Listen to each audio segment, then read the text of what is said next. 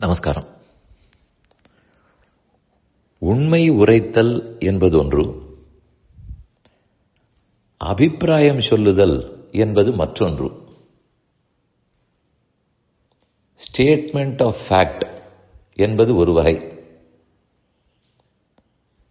Opinion, இது என் அபிப்பிராயம் என்று சொல்லுவது மற்றொரு வகை.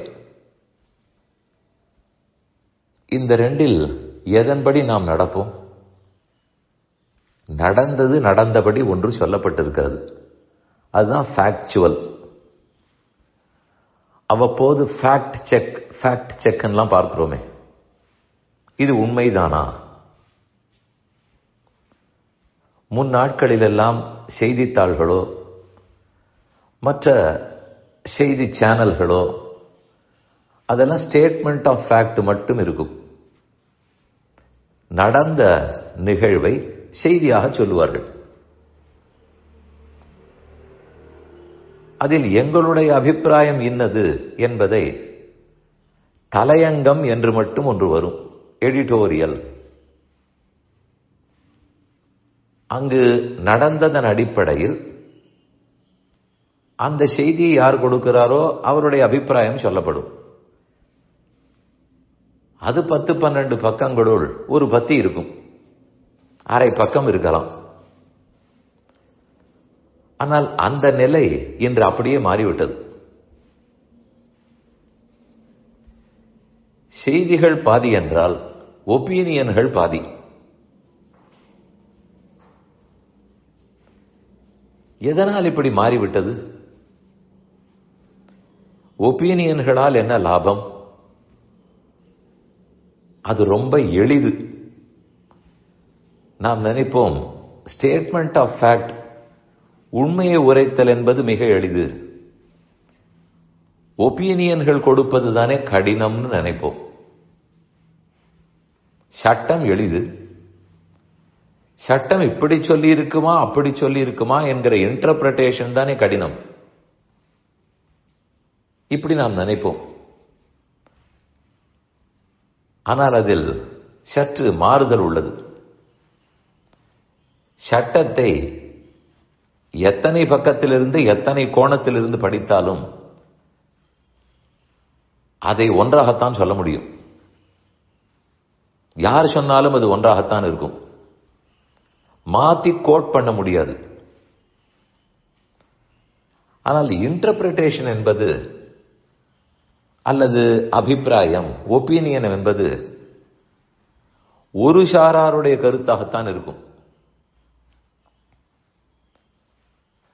4 பேர் இருந்தாலும் அவரவர் தன் கோணத்தில் பார்த்து தன் கோணத்தை மட்டும் சொல்லுவார். அடுத்தவர் கோணத்தை பற்றி அவருக்கு கவலை இல்லை. அதனால்தான் அது எளிதுன்னு சொல்லுகிறேன்.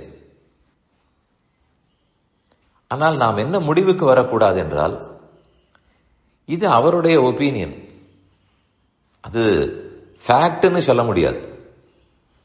ஏன்னா 4 அதை ஃபேக்ட்னு தான் சொல்லுவார்கள். ஆனால் அது அவரவர் ஒப்பீனியன். இன்றைய செய்திகளில் நிறைய ஒப்பீனியன்கள் தான் கிடைக்கும். அதற்கு மேல் ஒரு வியப்பு, அப்படி யார் ஒப்பீனியன் கொடுக்கிறார்களோ, தங்கள் அபிப்பிராயம் தங்கள் பெர்ஸ்பெக்டிவா சொல்லுகிறார்களோ, அவர்கள் மெதுவே இன்ஃப்ளூயன்சர்ஸ் என்கிற நிலையில் மேல் அடைந்து விடுகிறார்கள். அப்படினால் அதை கேட்டு பலரும், ஓ நான் இந்த ஒப்பீனியன் படி நடப்பவன், நடக்க வேண்டும் என்று தாங்கள் முடிவுக்கு வருகிறார்கள். அதுவே ஃபேக்ட் இல்லை, ஒப்பீனியன். சரி, போனால் போகிறது, வாசிப்பவராவது அது அவருடைய அபிப்பிராயம், இனிமேல் நாம் சிந்திப்போம் என்று இல்லாமல், அல்லது சிந்தித்த பிற்பாடோ நான் இந்த ஒப்பீனியனுக்கு சப்ஸ்கிரைப் பண்ணுகிறேன், நான் இதன்படி நடக்கப் போகிறேன். மொத்தத்தில் அந்த ஃபேக்ட் என்ன ஆயிற்று? உண்மை, நடந்த நிகழ்வுன்னு உள்ளதே, அது மெதுவே மறைந்து போய்விடும். அது தவிர புறப்பட்ட 4 ஒப்பீனியன்கள் 4 நெரேட்டிவ்ஸ் இப்படித்தான் இருக்கும். அதை வைத்துக்கொண்டு நாம் சிந்திப்போமா? இல்லை. இதில் ஆபத்து என்னவென்றால், இப்படி நிறைய அவரவர் அபிப்பிராயத்தை வாசிக்க வாசிக்க அதன்படிக்கு நாம் இன்ஃப்ளூயன்ஸ் ஆகிவிடுவது முதல் ஆபத்து. இரண்டாவது, நமக்கென்று சிந்திக்கக்கூடிய ஆற்றலே குறைய ஆரம்பித்து விடும். ஏற்கனவே ஒரே விஞ்ஞான முன்னேற்றம், செயற்கையான சிந்தையெல்லாம் வர ஆரம்பித்து விட்டது. நம் அறிவை தீட்ட வேண்டிய தேவையே இல்லை. அதற்கு மேல் அவரவர் ஒப்பீனியனை வேற சொல்லிக் கொண்டிருந்தால், அப்ப நான் எப்போது சிந்திக்க? என் ஒப்பீனியன் என்னாகும்? ஒன்னும் ஒரே ஒரு ஸ்டேட்மெண்ட் ஆஃப் ஃபேக்ட் அதோட நிறுத்திவிட வேண்டும். இப்ப ராமாயணம் பாரதம்னு எடுத்துக்கொள்ளுங்கள், அதெல்லாம் ஒப்பீனியன் அல்ல, எல்லாமே நடந்த நிகழ்வை சொல்லக்கூடிய செய்தி. அதனால்தான் நல்லவர்கள் தப்பாக பேசினாலும் அதில் இருக்கும், தவறானவர்கள் நல்லதாக பேசினாலும் அதில் இருக்கும். எப்பேற்பட்டவன் குற்றம் செய்தாலும் அது சொல்லும், அவன் செய்தான் என்பதற்காக மறைக்காது. கெட்டவனே ஒரு நல்லது செய்தாலும் அதுவும் இருக்கும். இதனாலதான் அதை ஃபேக்சுவல் ஸ்டேட்மெண்ட்னு சொன்னேன். ஆனால் இப்போது என்ன ஆகிவிடுகிறது? என் கண் பார்வையில் ராமாயணம், என்னுடைய அபிப்பிராயத்தில் மகாபாரதம் என்றால் அங்கெல்லாம் தான் இந்த அபிப்பிராயங்கள் ஆரம்பிக்கும், ஒப்பீனியன் ஆரம்பிக்கும். கடைசியில் இது நிலைத்து விடும். ஒரிஜினல் மகாபாரதம் ராமாயணம் தள்ளி போய்விடும். அதனால் நாம் தான் புரிந்து கொள்ள வேண்டும், நம்முடைய சிந்தனை சக்தியையே குறைத்துக் கொள்ள முடியாது.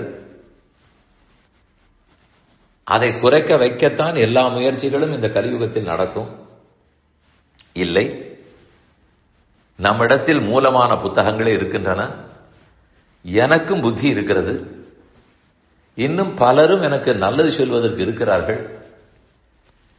நான் சிந்திக்கிறேன், செயல்படுகிறேன். அப்படியே யாரான ஒருத்தர் என்னை இன்ஃப்ளூயன்ஸ் பண்ண வேண்டுமானால் அதுக்கு தன்னலமற்ற எத்தனையோ முன்னோர்கள் இருந்திருக்கிறார்கள், அவர்கள் சொன்னபடி கேட்டுக்கொள்கிறேன். அதனால் ஃபேக்டாக இருந்தது, அதற்கப்புறம் ஒப்பீனியனாக ஆகித்து, பின்னர் அது கொண்டே இன்ஃப்ளூயன்ஸ் தொடங்கித்து. இப்படியே சென்று கொண்டிருந்தால் எங்கு போய் முடியும்? கண்டிப்பா ஒரு சுழற்சியில் திரும்ப அந்த ஃபேக்டே தான் நிற்கும்.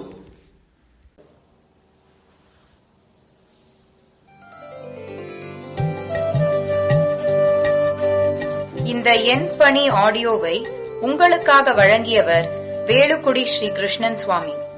இந்த ஆடியோவை தினமும் உங்கள் மொபைலில் பெற கிஞ்சித் என் பணி KINCHITENPANI என்ற ஆப்பை கூகுள் பிளே ஸ்டோரிலோ அல்லது ஆப்பிள் ஐஸ்டோரிலோ டவுன்லோட் செய்து கொள்ளவும். தினம்தோறும் இது போன்ற உபன்யாசங்களை கேட்டு மகிழவும்.